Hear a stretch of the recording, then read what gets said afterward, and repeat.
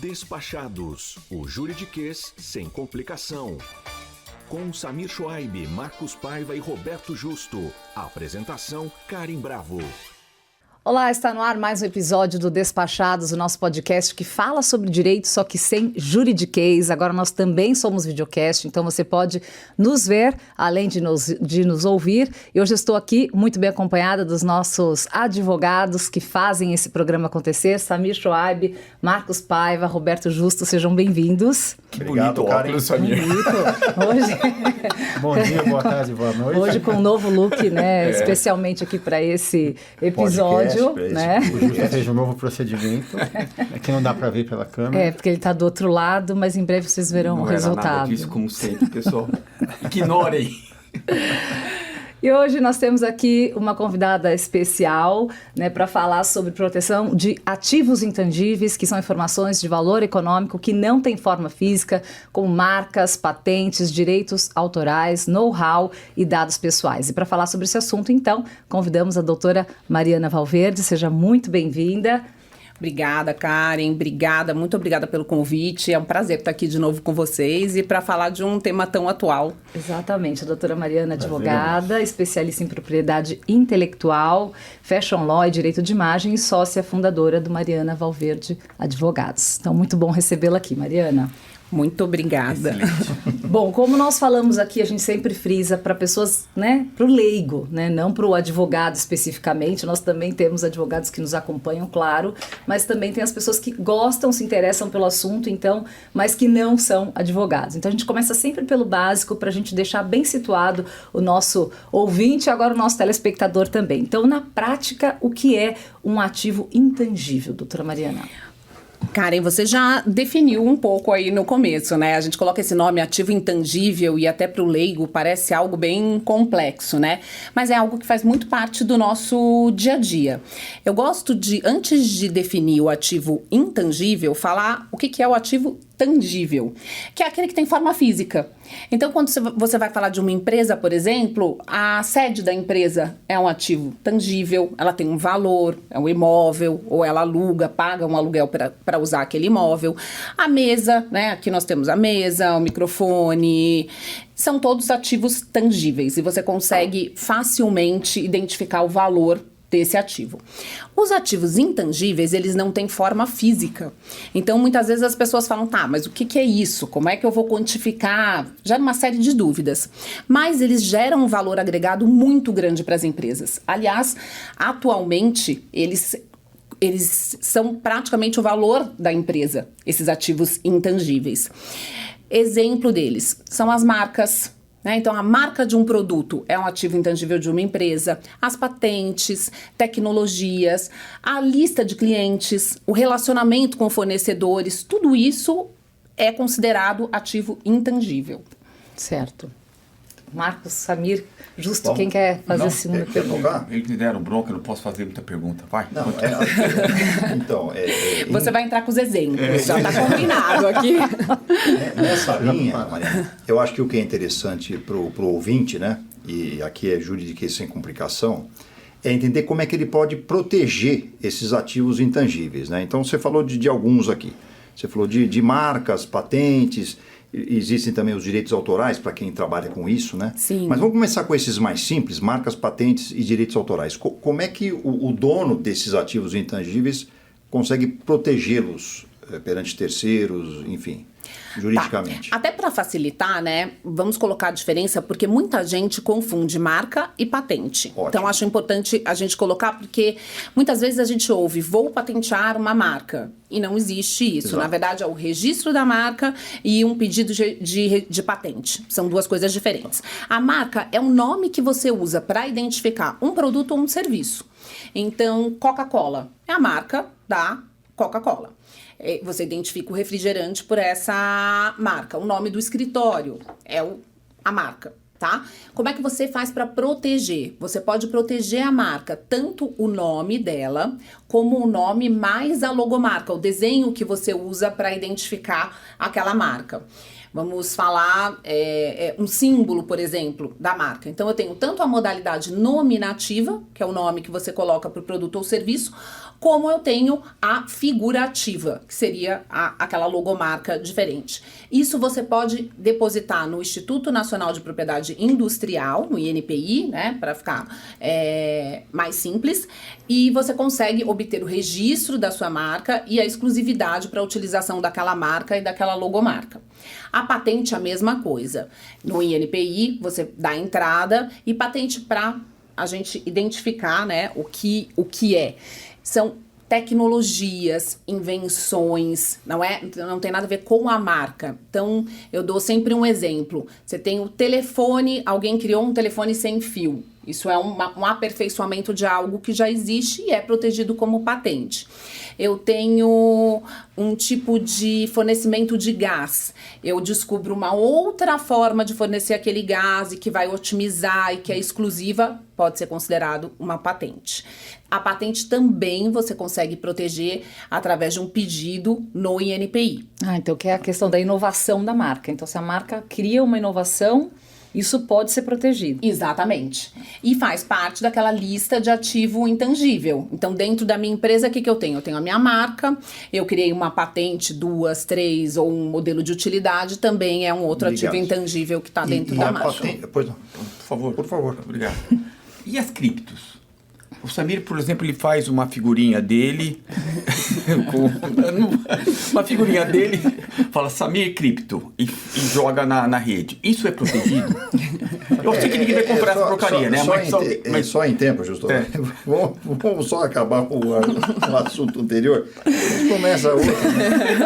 Até porque a pergunta não é tão fácil de entender. E o cripto, assim, do nada, assim, acho que o ouvinte... A gente pode levar isso como um personagem, né? Vamos dizer que a gente criou um personagem do Samir. Sim, tem o direito autoral, quem criou. Aí a gente vai começar a entrar numa outra seara também, porque além do direito autoral, que também é protegido, e que nesse caso a gente faz o registro na Biblioteca Nacional, que você pode registrar o personagem e também como marca, se eu for utilizar, e o direito de imagem, né? Porque daí o personagem é baseado na imagem dele. Então, mas isso, por exemplo, eu quero copiar, então eu faço uma cripto, em vez de pôr Samir com I, eu ponho com Y e jogo a mesma coisa dele. É difícil isso, não é? Essa proteção na rede. A linha entre o que é cópia ou o que você consegue proteger ou não, às vezes é muito tênue, né? O que é original, o que não é original. Qual que é o limite ali do plágio e inspiração. Vão ter as brigas. Essa questão de ativo intangível, ela tem crescido muito. Por quê? Porque cada vez mais é mais difícil você encontrar uma marca original. Uma logomarca original. E as pessoas têm criado negócios cada vez mais, né? Isso tem aumentado, o empreendedorismo, principalmente no Brasil, está em crescimento. Então, existe aí uma dificuldade. E você, muitas vezes, tem símbolos muito comuns de acordo com a área que você atua.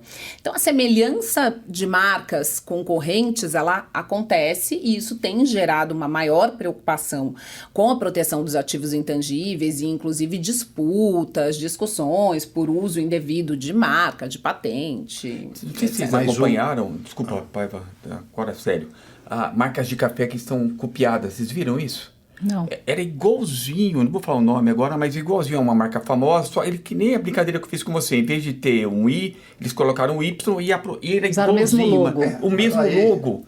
Então você está no supermercado, Aí você vai gerar... Não, tanto é que... A gente teve um do supermercado agora, que foi um supermercado famoso, que colocaram uma marca bem parecida, usando inclusive um Y, e a cor era igual, era tudo muito semelhante. Confunde até, determinadas pessoas podem se confundir. Sim. Claro, você sabe que aquele supermercado ele tem um tipo de logomarca, ele tem a cor azul, o display dele é de uma maneira e de repente você entra lá dentro achando que você está no supermercado X e você está em um concorrente. E qual que é o limite? Quem que avalia a questão do plágio ou inspiração? Qual que é o limite para a gente definir? Então, a gente leva em consideração alguns fatores, né? Então, o primeiro deles é, quando você olha, você pode se confundir? O consumidor, ele vai se confundir com aquela situação ou ele tem elementos que ele pode realmente distinguir uma marca da outra? Esse é o principal aspecto. Depois você leva em consideração cores, eventuais elementos que possam diferenciar, área de atuação, né? Então, são empresas do mesmo segmento, também é importante avaliar tudo isso. E é uma questão bem tênue, inclusive quando existem discussões judiciais, geralmente são objeto de perícia. Existe sempre um perito, expert, que vai fazer essa avaliação, levando em consideração todos esses elementos. Tá. Eu, na verdade, Mariana, até eu gostaria de esclarecer para o pessoal um equívoco muito comum. A gente já teve até um caso que eu te perguntei de um cliente que ele falou, eu tenho uma ideia sensacional, uma ideia revolucionária, eu quero registrar minha ideia. Sim. E aí você explicou que não é bem assim. Eu acho interessante essa explicação, que é uma dúvida que deve ser muito comum. Tenho uma ideia, vou fazer carro movido a vento, sei lá, algo do gênero. Não, com certeza. Com o aumento do empreendedorismo, isso acontece todos os dias, né? Você tem uma ideia e quer proteger. Você tem uma ideia, você quer captar recursos para poder colocar aquela ideia num projeto concreto, e você fica com receio de contar para alguém e alguém utilizar a sua ideia. Isso. As ideias, elas não são protegíveis. Não existe uma proteção. Tive uma ideia e ninguém mais pode usar. Não existe. O que eu costumo orientar os clientes vamos entender o que é a sua ideia, vamos colocar no papel, e dentro da sua ideia vão existir elementos que podem ser protegidos. Então, a sua ideia, ela tem uma marca diferenciada? Tem, a gente registra como marca. A sua ideia, ela tem um desenho diferente de algo? Então, ela pode ser um desenho industrial. A sua ideia tem uma dinâmica diferente que você vai usar, uma metodologia de estudos, você pode registrar na Biblioteca Nacional. Então, a gente desenha essa ideia e, a partir dos elementos que compõem a ideia, nós levamos para proteção caso a caso. Né? Bacana. Né? Mariana, só voltando um pouquinho em marcas e patentes, que o Justo me interrompeu, né? Ele mudou completamente o assunto. Né? Papo, né? A marca, você registra a tua marca, pode ser uma logomarca ou a marca, o nome mesmo, e é para sempre. Não. O processo de registro, você faz um protocolo, ele demora em média 15 meses para ser analisado. Tá? Você deposita a sua marca, em 30 dias ela é publicada, aí abre um espaço para eventuais interessados se manifestarem, alguém que entenda que a sua marca é semelhante, vai colidir com a dela, é o prazo que a gente chama que é o prazo para oposição. Passou o prazo para oposição, ninguém se manifestou, vai para análise. E aí, vamos supor que o INPI entendeu que realmente aquela marca, ela tem todos os elementos necessários para a concessão do registro, ela vai conceder o registro, você vai pagar uma taxa que vai lhe dar o direito de usar por 10 anos. De 10 em 10 anos você tem que renovar esse pedido. E uma outra coisa importante... Mas é direito meu renovar, quer dizer, se eu renovar, direito seu. Ninguém... 6 meses antes de completar os 10 anos, você vai pagar essa taxa e vai fazer a renovação. E aí você vai receber um certificado de prorrogação por mais 10 anos. Teoricamente... Se o cara esquecer, ele pode correr o risco aí de... perder a marca. Caramba. Ele perde a marca. Ele tem um prazo... O INPI concede um prazo ordinário, que é um valor de taxa, e depois um prazo extraordinário, que é um valor de taxa um pouco maior. Então, você tem aí uma segunda chance. Perdeu esses dois prazos, o processo é arquivado e você tem que pedir novamente o registro daquela. De novo, começar de novo. Mas aí se alguém já pediu... Mas que você comprove que foi uma cópia, e vai ter uma discussão, com certeza. Então, mas daí, Mariana, quer dizer, se o empresário for diligente, ele vai registrar, ou a pessoa física que seja, nem sei se é possível, mas ele vai registrar a marca dele, vai manter esse prazo, ok. Geralmente esse controle é feito por um escritório de marcas e patentes ou um escritório de advocacia especializado. Agora, a patente tem um prazo... de validade. Que não se expira, né? Quer dizer, que se expira. Né? Ela tem um prazo justamente para evitar um monopólio, né? Então existe Era essa a minha pergunta. prazo... A função do prazo é para evitar... Sim, um exemplo Remédios, né? prático que a gente tem é remédio, né? E tem alguns casos que você pode, inclusive, quebrar a patente, né? Então, no caso de uma pandemia, por exemplo, se aquele laboratório que criou não está conseguindo produzir em quantidade suficiente para o fornecimento e a necessidade da população, você pode quebrar. Tem alguns casos específicos. Agora, só voltando um pouquinho na questão da marca, para não esquecer um ponto, as pessoas às vezes falam assim, mas então, já que eu tenho direito por 10 anos e eu não sei se eu vou usar, eu vou registrar um monte de marca. Inclusive tem empresas que fazem isso, montam uma empresa de administração de novos negócios, de desenvolvimento de novos negócios e começam a registrar várias marcas. Inclusive marcas estrangeiras que potencialmente podem vir para o Brasil. Porque eu já vi empresas aqui com o mesmo nome, mesmo logo, igualzinho de empresas estrangeiras. Isso é permitido? Então, você pode usar quando você tem um licenciamento de uma empresa de fora. Então, a empresa veio para o Brasil e licenciou para alguém, ou ela mesma resolveu montar aqui a sua operação. Então, ela faria o registro aqui no Brasil, traria, né, o registro de lá.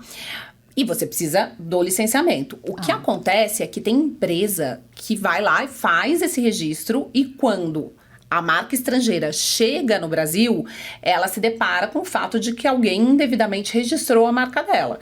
Ela tem que entrar com uma ação judicial para anular aquele pedido de registro. E aí o que eu ia dizer é que existe a necessidade de que a partir do momento que a sua marca é concedida, em 5 anos você comece a utilizá-la. Se você não utilizar essa marca, ou mesmo se você começar a utilizar e ficar 5 anos sem utilizar, lançar um produto, prestar um serviço que identifique aquela marca, terceiros podem solicitar a caducidade da marca.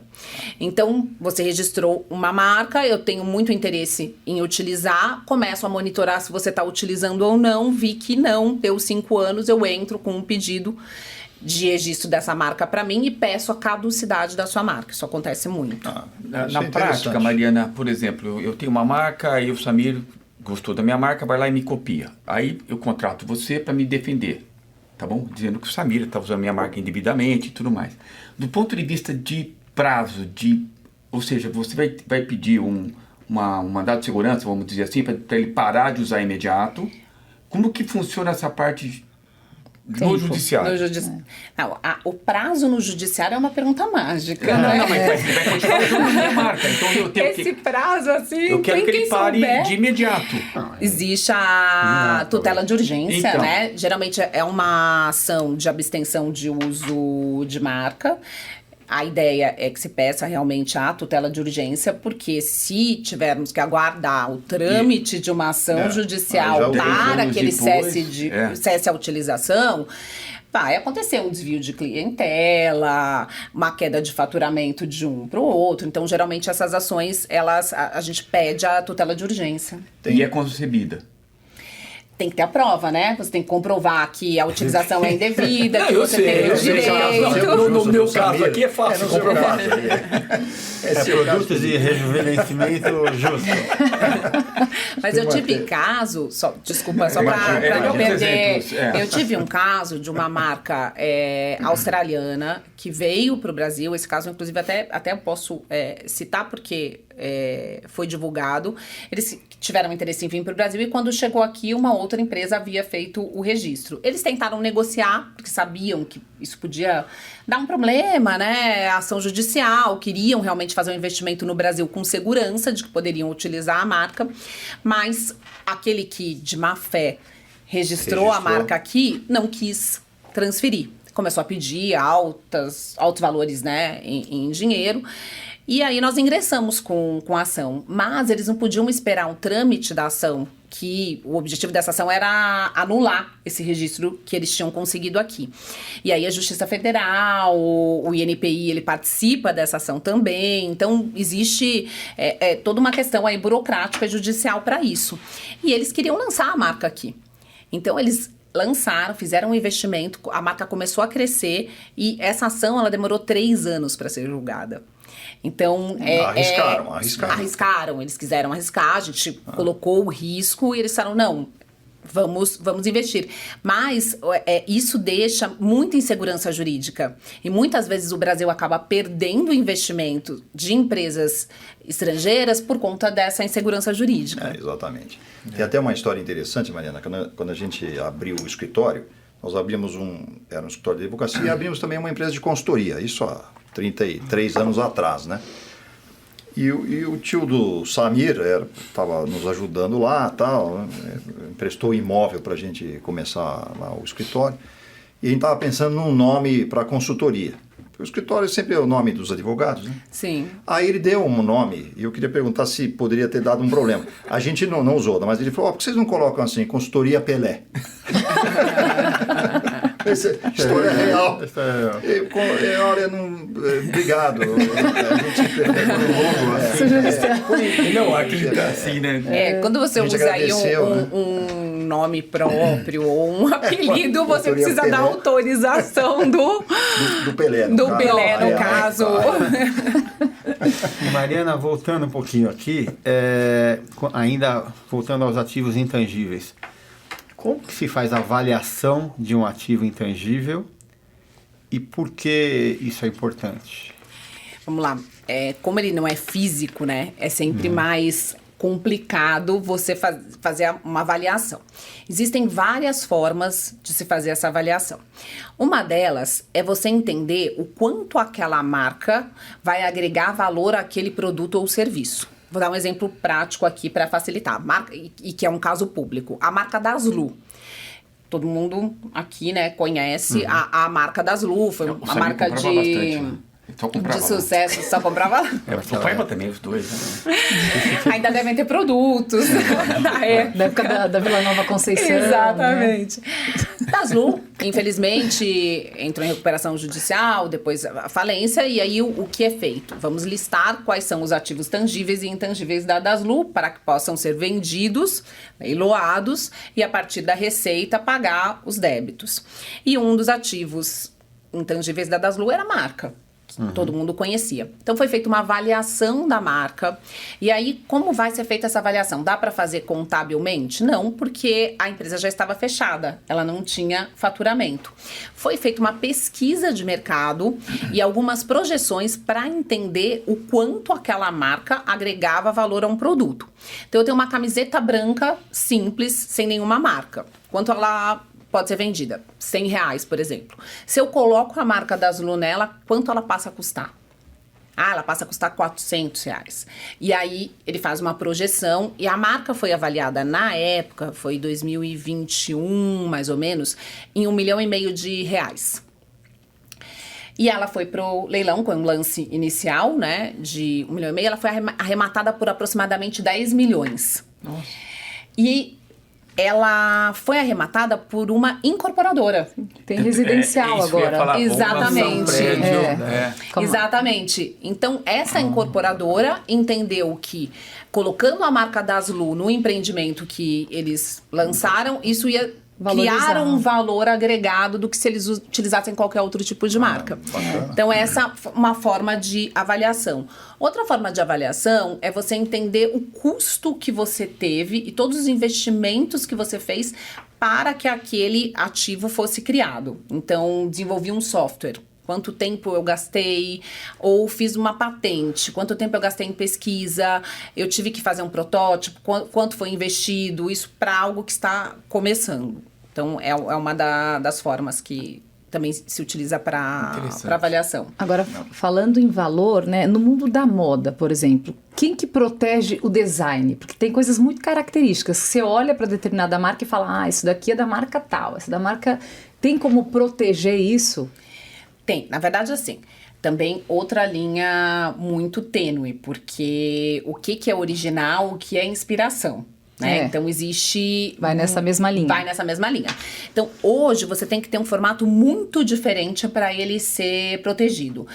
A gente teve um caso, há pouco tempo atrás, que era uma saia, que ela era toda drapeada, ela tinha praticamente um leque, assim, ao lado. Então, realmente era muito diferente. E aí, eles conseguiram essa proteção, é um direito autoral, né? E outra marca tentou utilizar e foi proibida, porque realmente aquilo existia ali uma pesquisa, era original. Outra coisa que as pessoas têm procurado agora proteger é o tipo de tecido diferente, como patente, por exemplo. Você tem a patente verde, então você tem um tecido que ele foi feito com uma fibra diferente, ele é reciclável, isso pode ser objeto de uma patente, por exemplo. Bem bacana. Deixa eu, indo de novo nos ativos intangíveis, aqueles mais genéricos, vamos dizer assim, que até se coloca, quer dizer, a própria clientela da empresa, quer dizer, a empresa tem uma clientela fixa, quer dizer, isso poderia ser considerado um ativo intangível, né? Sim, os clientes, os fornecedores. Os fornecedores. Mas aí, só provocando um pouco, Mariana, como é que a empresa pode se proteger disso, né? Porque, na verdade, os clientes vão e vêm, né? Quer dizer, eu acho que numa venda de empresa, sim. Então, ele tem uma empresa que tem uma clientela, ele fala, estou vendendo uma empresa com essa clientela. E ele valora que é um ativo intangível da empresa. Que né? é o faturamento que vem daquela clientela. Né? Mas isso, numa venda de empresa, a gente consegue enxergar direito. Agora, ele poderia proteger isso juridicamente, porque como é que ele garante, né, que o cliente vai continuar sendo dele, né? Esse não é... Você não consegue necessariamente proteger uma lista de clientes, né? A não ser por questões de confidencialidade, contratuais, não concorrência, algumas cláusulas nesse sentido. Você não faz um pedido de registro, por exemplo, dessa lista. Mas toda essa questão de know-how da empresa, né? Então... Por exemplo, nós tivemos um caso há muitos anos atrás, inclusive com uma cliente que o Samir que nos indicou, que eles tinham uma tecnologia diferente de aquecimento de produtos, rodas, produtos de aço. Então, eles criaram uma tecnologia diferente para isso, e eles não pediram a patente, e eles fizeram algumas fichas de produção. Era como se fosse a receitinha do bolo de cada cliente que eles atendiam, e eles atendiam clientes muito grandes. Um funcionário pegou esta ficha de produção, copiou todas as fichas de produção e levou embora. Copiou a lista de clientes e montou uma empresa, contatou esses clientes, olha, lembra de mim? Eu trabalhava lá na empresa e agora eu consigo fazer para você por metade do preço. E essa cliente ficou apavorada porque ela não tinha a patente. Então, poxa, eu não pedi a patente do forno, eu não pedi a patente disso, eu não posso proteger essas fichas de produção, eu nunca registrei. E a gente falou, não, mas isso é uma concorrência desleal. Houve um desvio, e aí nós ingressamos com uma ação, conseguimos que a empresa paralisasse as atividades e deixasse de usar isso. Bacana. Não, e hoje em dia também a gente precisa tomar muito cuidado, nós não, todos, né, com cancelamento, né? Teve vários casos, agora eu vou citar um exemplo de uma cervejaria americana que fez uma propaganda X, não sei se vocês lembram, e todo mundo cancelou e as vendas foram lá para baixo. Aqui no Brasil, uma creme dental teve um problema recente agora, eles tiveram que tirar de circulação. Cancelamento... Da marca, né? Do poder do... Os ativos intangíveis, eles vêm valorizando mais a cada dia, né? A gente tem pesquisa que na década de 70, um ativo intangível, ele era considerado aproximadamente 15% do valor da empresa. Ele representava 15% mais ou menos do valor da empresa. Hoje a gente chega a 90%. Por que isso, né? Não só pela questão da tecnologia, então, obviamente, o desenvolvimento da tecnologia, inteligência artificial, tudo que vem sendo desenvolvido, mas também essa questão da experiência. Então, hoje o consumidor, ele escolhe um serviço ou um produto pela marca, ele tem que sentir aquela sensação de pertencimento àquilo, ele vê a experiência que ele tem, como fornece, mesmo um banco, por exemplo, né? O que faz diferença hoje? É a agência do banco? Não, é como você usa o aplicativo, o atendimento do seu gerente. E a própria propaganda que se faz. A propaganda que se faz, então eu não quero um banco que faz uma propaganda com alguém que eu não me identifico. Exato. Claro. Foi isso que aconteceu com a cervejaria. As vendas caíram Mas aí é mais também um evento social mesmo, né? Quer dizer, o pessoal não gostou de alguma coisa, vamos nos unir e não vamos comprar mais. Hoje e você tem a rede social, que isso hoje é difundido de uma maneira muito rápida, exatamente. Só uma dúvida assim, pro leigo e minha também. A pessoa física pode registrar uma marca dela? Não a jurídica, a física. Pode, ela tem que comprovar que ela pode produzir aquele produto ou exercer aquela atividade. Então, de alguma maneira, se eu for pedir um registro de uma marca, de um escritório de advocacia, em meu nome pessoa física. Eu tenho que deixar claro que eu posso exercer atividade.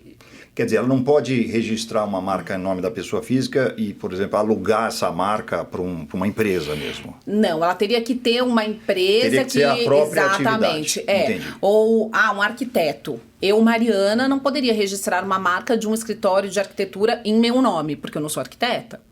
Então, teria que ter você tem que ter essa correlação. Tem que ter a correlação. Sim. Agora, a patente, desculpe. Não. Só, a patente, sim. Quer dizer, eu posso, Marcos, o inventor, registrar... Eu sou inventor, eu registro uma... Sim. E aí eu não produzo nada, mas você vendo só vai a patente, deixar isso, cedo. você vai ter, pode fazer o licenciamento. Entendi. Exatamente. Tá. E, doutora Mariana, e quando a marca vira global? Como é que é feita essa proteção? O que muda? Então, quando a gente faz hoje o pedido de registro e o INPI concede o registro, você tem o direito exclusivo de utilização daquela marca no território nacional. O Brasil, ele faz parte do Protocolo de Madrid. Então, quando eu peço um registro de marca aqui, eu tenho até 6 meses para pedir a prioridade em outros países e eu posso também pedir o registro já pelo Protocolo de Madrid, incluindo outros países. Então, se eu quiser realmente utilizar essa marca na Europa, vou ter que usar e registrar na União Europeia. Estados Unidos, Ásia é outro. E aí você tem que obter o registro em todos os locais que você quer utilizar. É complexo, né? Tem que... Mas aí, por exemplo, na Europa, você consegue fazer um registro só Comunidade para a União. Europeia. Você consegue fazer de uma vez só. A gente consegue fazer praticamente todos os países por aqui hoje. Existe esse formulário que já é do Protocolo de Madrid, então isso facilitou bastante o pedido de registro de marca. O que acontece é que o investimento, ele passa a ser um investimento maior quando você pretende registrar em outros países. Você tem taxas em libras, então isso realmente acaba onerando um pouco mais o pedido. Não, e um ponto importante que eu acho que a maioria das empresas não fazem é contabilizar a marca, né, no seu ativo, a marca não, seu ativo intangível. Isso é raro, né? Raro. Você que é um tributarista, Ju, você acha que é recomendável? Depende. Gostou da resposta? Obrigado. Próxima pergunta. Não, se você tem a intenção de fazer um IPO, uma coisa grande, vender a empresa, isso valoriza a empresa, óbvio. Eu acho que... Se for a sua empresa pequenininha, não, mas que se vende camisa... Se for, por exemplo, uma disputa societária, eu vou sair, eu quero pagar... Aí eu contrato a Mariana, vou ver quanto vale, contabilizo ou não, e a gente vai fazer um acordo ou não. Obrigado, uma resposta muito... Essa questão de avaliação, o que acontece? Geralmente as empresas contabilizam quando elas estão comprando efetivamente uma marca, né? Não quando elas estão criando. Então, comprei a sua marca, quando eu paguei 100 mil, X, eu vou colocar lá que eu comprei lá. essa marca por 100 mil e vai ficar contabilizada. Essa questão, uma coisa que as empresas têm utilizado é fazer uma avaliação e deixar ela no DRE, não vai estar no balanço, e você vai, ano a ano, atualizando. Para que, eventualmente, se você tiver uma disputa societária, por exemplo, você possa já saber o valor daquela marca. Então, você fica com a marca, eu vou ficar com a patente, ou você fica com as redes sociais e o outro vai ficar com a marca. Isso pode acontecer. Então, acaba sendo útil. Falando um pouquinho de redes sociais, quer dizer, número de seguidores no Instagram, por exemplo. Isso é um ativo, intangível. Intangível. Né? E isso, quer dizer, não existe um medidor oficial, vamos dizer assim. É quanto ela vai agregar para o meu produto ou serviço, né? Então, outro dia a gente estava fazendo uma avaliação disso. Um cliente nosso estava comprando uma marca e essa marca tinha um Instagram com muitos seguidores. E aí ele estava avaliando se esses seguidores eram realmente do segmento que ele estava comprando a marca, se valia a pena, então, ele pagar, ou se existiam ali seguidores aleatórios. Bom, deve ter ou seguidores de tudo, fake. Né? Deve ter de tudo. Exatamente. Um robozinho girando ali. Exatamente. Então, aí ele tem que olhar as métricas, quantas curtidas estão recebendo, quanto isso está gerando de lead. Uma nova dificuldade. Mas hoje em dia deve ter bastante isso, né? Porque hoje em dia o comércio está muito ligado. Né? Você tem empresas que elas são compostas praticamente, ou basicamente, por uma marca e um Instagram. Às vezes ela não tem nenhum e-commerce, nada. Mas Ela sim, tem uma marca no Instagram. Exato. E ela... É para valorizar só, Uma né? coisa é uma marca uma empresa com 1 milhão de seguidores, outra com 100 milhões de seguidores, né? É diferente. Então, mas, por exemplo, os influencers da vida aí, eles já ganham dinheiro na física porque, vou anunciar isso aqui. Eles ganham dinheiro por aí, né? Isso não se compra dele.